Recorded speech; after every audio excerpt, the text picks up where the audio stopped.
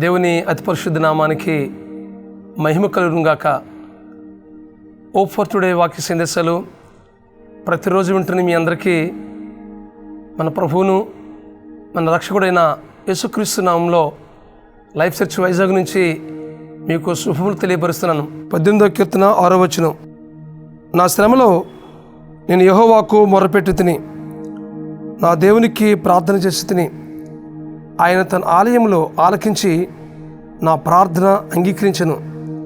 నా మొర ఆయన సన్నిధిని చేరి ఆయన చెవులో జొచ్చెను. ఈ మాటలు దావీదు మహారాజు ఎన్నో ప్రతికూలమైన పరిస్థితుల మధ్య, ఎన్నో సమస్యల మధ్య, నలిగిపోయిన కృంగిపోయిన పరిస్థితుల మధ్య ఉన్నప్పుడు వాటన్నిటి నుంచి విడుదల పొందుకొని దేవుని సన్నిధిలో గొప్ప జయాన్ని పొందుకున్న మీదట ఈ మాటలు తెలియజేస్తామన్నాడు. నా శ్రమలో నేను మొరపెట్టినప్పుడు నా ప్రార్థన అంగీకరించి నా ప్రార్థనకు జవాబిచ్చాడు నా దేవుడు అని దేవుని సన్నిధిలో నుండి గొప్ప ఆదరణ పొందుకుంటున్నాడు. మనకు వస్తున్న శ్రమలు, మనకు వస్తున్న ప్రతి విధమైనటువంటి ప్రతికూలతమైన పరిస్థితులు దేవుని సన్నిధిలో మనం విన్నవించినప్పుడు మనం గొప్ప ఆదరణ పొందుకుంటాం. కీర్తన గ్రంథం 18వ అధ్యాయం 34వ వచనం మనం చూసినట్లయితే అక్కడ ఒక మాట కనిపిస్తుంది కదా, నా చేతులకు యుద్ధం చేయ నేర్పువాడు ఆయనే, నా బాహువులు ఎత్తడు విలును ఎక్కుపెట్టును. నేను వాక్యం మాట్లాడుతుంది. నా చేతులకు యుద్ధం చేయ నేర్పువాడు ఆయనే. మన జీవితంలో ఎదురవుతున్న ప్రతి పరిస్థితుల్ని ఎలా ఎదుర్కోవాలో, ఎలా జయం పొందుకోవాలో, వాటిని ఎలా ఎదురుటి పోరాడాలో మన యుద్ధాలను నేర్పేవాడు మన దేవుడు అనే విషయాన్ని మనం గమనించాలి.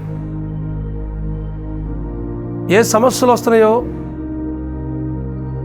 ఏ విధమైనటువంటి ప్రతికూలతలు మన జీవితంలో ఎదురవుతున్నాయో వాటన్నిటినీ ప్రభు సన్నిధిలో మనం పెట్టినప్పుడు వాటిని ఎలా ఎదురుటి పోరాడాలో, ఆ యుద్ధాన్ని ఎలా జరిగించాలో యుద్ధాలు నేర్పేవాడు మన దేవుడు.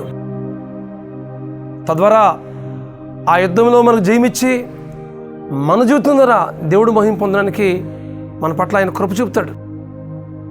దావీదుకు ఎన్నోసార్లు ఎన్నో ప్రతికూలమైన పరిస్థితులు ఎదురయ్యాయి. వాటన్నిటినీ ప్రభు సన్నిధిలో నుండి ధైర్యం పొందుకుని, ప్రోత్సహించబడి, బలపరచబడి ఆ ప్రతికూలతలన్నింటినీ కూడా ఎదుర్కొన్నాడు. ఈ వాక్యం ఉంటుంది మీ జీవితాల్లో.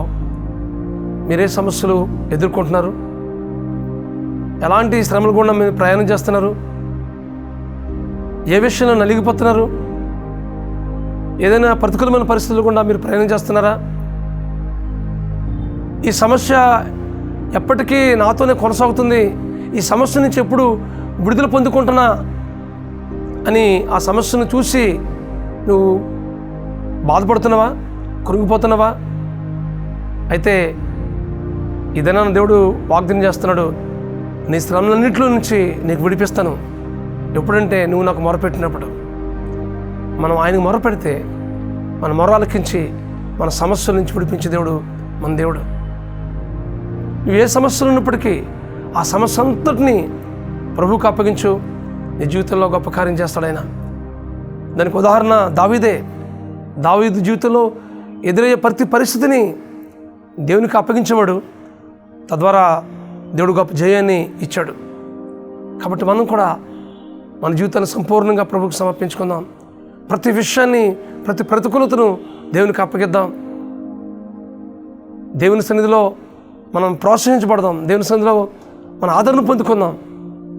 దేవుడు మీ జీవితంలో గొప్ప కార్యాలు చేస్తాడు. అటు కృప పరిశుద్ధాత్మ దేవుడు మీకు అనుగ్రహించి నడిపించును గాక. ప్రార్థన చేసుకుందాం.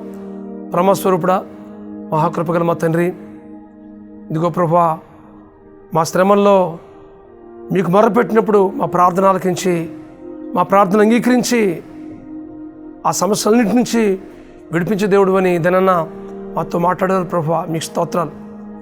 మా ప్రియులు ఏ సమస్యలైతే ప్రభు వారు ఎదుర్కొంటున్నారో, ఏ శ్రమల గుండా వారు ప్రయాణం చేస్తున్నారో,